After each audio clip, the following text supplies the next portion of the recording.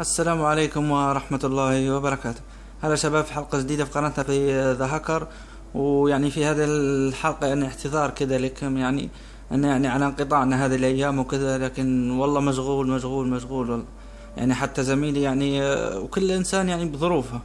حتى زميلي يعني كريم شوي كذا مشغول. لكن إن شاء الله يعني بنشتغل على أشياء كثيرة، وإن شاء الله الفترة الجاية راح ما نقصر أبدا معكم. يعني في كل شيء، تهكيرات، لعب، أي شيء. وان شاء الله تقبلوا اعتذارنا هذا، يعني ما تكونوا شايلين منا وكذا. ونحن يعني نشتغل ونوزع فلوس قاعدين على جي تي اي في، على سوني 3، بي اس 3. وسوينا يعني كم حساب كذا، وزودنا ليفل شباب وكذا.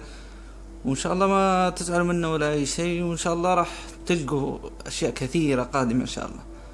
راح نسوي يعني اشياء خرافية جديدة جدا، يعني اللي تبوه. بي اس 3 4 راح نسوي العاب كذا، جلتشات، اي شيء تبغى. وتراقبونا ان شاء الله طبعا، ادعمونا عشان نتابعكم يعني بكل جديد.